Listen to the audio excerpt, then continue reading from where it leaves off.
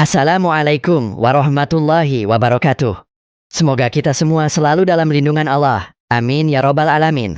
Sebelum kita lanjut pada kisah ini, jangan lupa untuk like, share, dan subscribe video ini. Pada abad ke-15, saat tanah Jawa masih berada dalam pengaruh kuat budaya Hindu-Buddha dan tradisi kerajaan Majapahit, Allah menghadirkan seorang ulama besar yang kelak menjadi fondasi utama dakwah Islam di Jawa. Ia dikenal dengan nama Raden Rahmat, namun sejarah mengenangnya sebagai Sunan Ampel. Sunan Ampel lahir dari keturunan mulia. Ayahnya adalah Syekh Ibrahim Asmarakandi, dan ibunya masih memiliki garis keturunan bangsawan Jawa. Dari sinilah Sunan Ampel memahami dua dunia sekaligus, dunia keislaman dan budaya Jawa. Bekal inilah yang menjadikannya sosok dakwah yang bijaksana dan diterima masyarakat. Ketika Sunan Ampel datang ke Jawa, ia tidak langsung menyebarkan Islam secara terbuka. Ia terlebih dahulu mempelajari adat, bahasa, dan kebiasaan masyarakat setempat. Ia memahami bahwa dakwah tidak akan berhasil jika disampaikan dengan cara memaksa atau merendahkan tradisi yang telah lama hidup. Sunan Ampel kemudian menetap di wilayah Ampel Denta, Surabaya.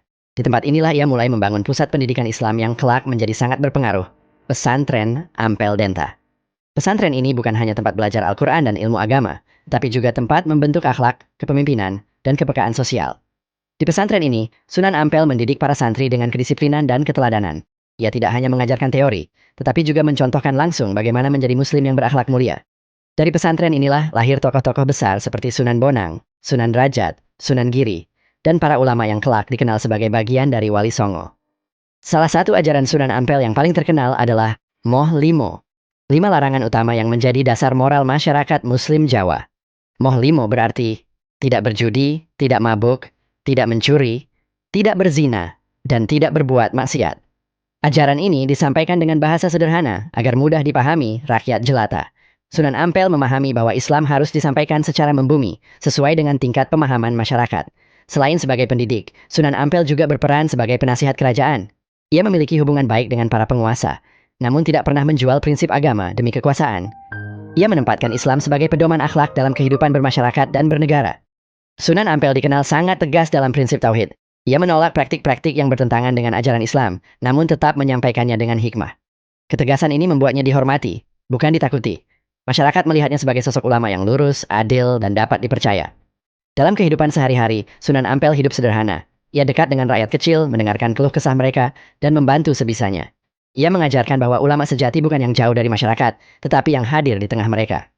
Peran besar Sunan Ampel terlihat jelas ketika Islam mulai berkembang pesat di Jawa. Murid-muridnya menyebar ke berbagai daerah, membawa ajaran Islam dengan metode yang telah diajarkan, lembut, bijaksana, dan menghargai budaya. Dari sinilah dakwah Islam tumbuh kuat dan mengakar. Sunan Ampel juga memiliki peran penting dalam mengarahkan strategi dakwah para wali. Ia menjadi rujukan utama dalam persoalan agama dan dakwah. Dalam setiap keputusan penting, para wali sering bermusyawarah dengannya. Ini menunjukkan betapa besar wibawa dan ilmunya. Menjelang akhir hayatnya, Sunan Ampel tetap istiqamah dalam dakwah dan pendidikan. Hingga akhirnya, beliau wafat dan dimakamkan di Ampel, Surabaya. Hingga hari ini, makamnya menjadi salah satu pusat ziarah dan saksi sejarah perjuangan dakwah Islam di Nusantara.